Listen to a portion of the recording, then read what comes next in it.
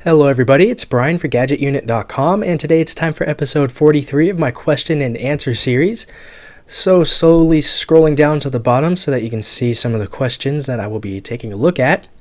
Starting with iPodKid232, why do you keep changing your YouTube channel? Please don't be rude like last time. Well, I've answered this a number of times, but I'll do it anyway. But my main reason for leaving the tech era is because I wanted to try and start a new website with sort of a new design and vision. And hopefully I can make an AdSense account that would actually work for more than a week before getting automatically disabled by AdSense's stupid automated bots. Turns out that the inevitable happened and my AdSense account was automatically disabled, and because AdSense doesn't offer any sort of human support, there's no way I can get this resolved. It's a very long story in regards to AdSense, but since AdSense keeps doing this and there's really no way to get this resolved, 99% chance I will not change websites. Also from iPodKid232, why don't these videos have custom thumbnails, or are you just lazy? Well, like with AdSense, I actually had a working account for a week in which I had access to custom thumbnails. I did not use them because I think that the thumbnails that YouTube generated were just fine. I mean, thumbnails to me aren't really too important. Now that my AdSense account was disabled, those little features like monetization, custom thumbnails, those features are gone.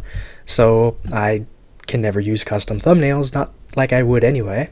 I mean, with the Gumball Tech channel, I was partner pretty much the entire time I used that channel. I had access to custom thumbnails because of that, and I never used them. So from Nikhil Paladugu, what's your favorite productivity app on Android? I haven't used Android in quite a while, so I'm not able to answer that. Once I get my hands on some of the new Android devices for review purposes and things like that, I will definitely go ahead and hopefully I'll be able to answer your question then. From LilBZ187, what do you think of the iPhone 5 Lifeproof case? I think that if you're somebody who's looking for extra protection while sort of maintaining decent design and things like that, I think that the Lifeproof case is fine. To me, it's just kind of ugly. It's a bit too bulky for my personal taste. I like simple, thin cases that don't really add too much bulk but give you just enough protection to help you from minor drops.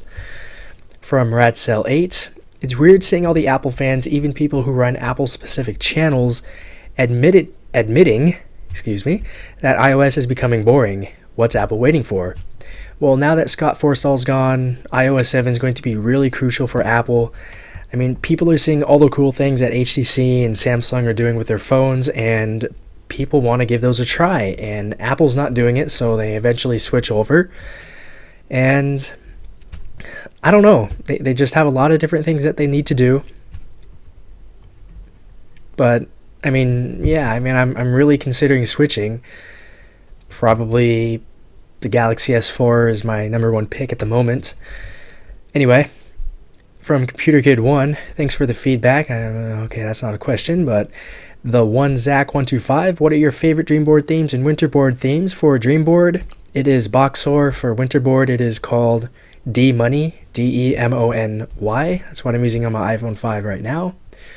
From Sid Harthner, since there's no iOS 6.1.3 jailbreak, is there any way to downgrade? No, you cannot downgrade at all. I mean, if you were already on 6.1.2 and you went up to 6.1.1.3, that's kind of your own fault. But if you get a new device and it's already on 6.1.3, then there's nothing you can do. If something's wrong with your current install of 6.0 or 6.1.2 or whatever, then the only place you can go is 6.1.3. So that's just the way Apple does things. From ComputerKid1, what kind of car do you have? I hope this is not too personal. It is just a little bit. I just don't think that the internet needs to know that sort of information, so I'm just going to go ahead and pass on that. From Christopher James Gray, I have a 21.5-inch mid-2011 iMac, which has the stock 2.5 gigahertz, not gigabyte, Intel Core i5 processor with 4 gigabytes of RAM. Do you think that buying ScreenFlow is a good choice for recording Minecraft? Also, if it were sluggish, would upgrading the RAM help? I think that you should be able to run Minecraft and record Minecraft with ScreenFlow at the same time without any issues whatsoever, because I've done the same thing on my MacBook Air before, and I haven't had any issues with performance or frame rate decreases or anything like that. ScreenFlow does a top-notch job at recording your screen, even games, without any real performance decreases, so you shouldn't notice any sort of performance issues when using ScreenFlow on your particular iMac. Also from Christopher James Gray, is it safe to charge products such as a MacBook Air, iPhone, or iPad overnight? I mean, battery technology nowadays is good to where you can do such a thing without ever having to worry about your battery's overall life expectancy. I mean, I leave my iPhone 5 plugged in overnight, I leave my MacBook Air plugged in overnight, and you don't really need to worry about your battery. So that's pretty much that. From XX I'm So Boss XX, would you be able to do a full in-depth review of both Byte SMS and IntelliScreen X, including Messages Plus? Probably not, because I just don't have any interest in Byte SMS, because I'm just not interested in it as a tweak or anything that it does. So I might be able to do IntelliScreen X with Messages Plus. I'll actually add that to my to-do list.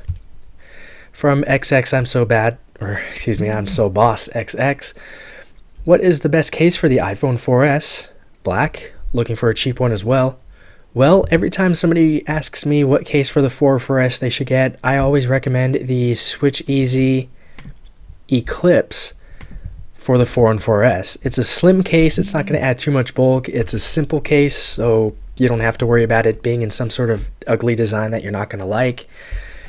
Because it's a Switch Easy, in the package you get so many little extras, including a little dock adapter, some screen protectors, video stands, and things like that. Comes in a number of different colors, and the best part is that it is just $20. So this was my recommended and favorite case for the iPhone 4 and 4S, and of course for their iPhone 5 they have what they call the Tones, which is pretty much the same thing. So definitely check out the Eclipse. Also from the same person, could you also do a review on a privacy screen protector as well as an anti-glare screen protector so I can see the differences thoroughly? Please and thank you. I would, but I don't really want to spend my own money on privacy screen protectors because I'm just going to rip it off and throw it in the trash when I'm done with the video and written post anyway. Plus, I'm just not really a fan of privacy screen protectors, so unfortunately I'm not able to do any of this. Lastly, from XX I'm So Boss XX again, could Byte SMS come up as a banner instead of blowing up on the screen? I couldn't figure out how to do that. Can you help? Blowing up on the screen. I'm not too sure what you're talking about exactly, because when you get a notification, like a SMS or iMessage notification, it should either pop up as a banner at the top of your screen or a regular pop-up, depending on what you have set in settings and then notifications.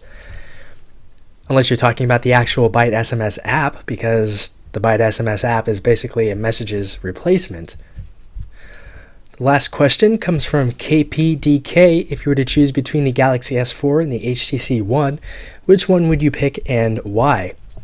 Based off of videos and press shots that I've seen, I would definitely pick the S4 because the design, it's just a little more, it's more simple and streamlined. HTC One, I mean, it's a good looking phone, but I don't know, there's just something about seeing it in photos that doesn't really attract me, but hopefully when I get my hands on it, because I will eventually, maybe then I'll be able to answer your question a little bit more. But I like the S4's design. I've been a fan of the S2's, the S3's design as well, and seeing it slightly improved with sort of the textured glass a little bit, larger screen of course. I think that the S4 is definitely my initial pick. But once I get my hand on both of the smartphones and do reviews and all those sorts of things, I'll definitely be able to pick which ones I think is better and why. So that's it with episode 43 of my question and answer series. So if you have any questions that you would like me to try and answer, feel free to leave those down below in the comments area. But that's it with this video. So thanks a lot for watching, and I'll talk to you all very soon.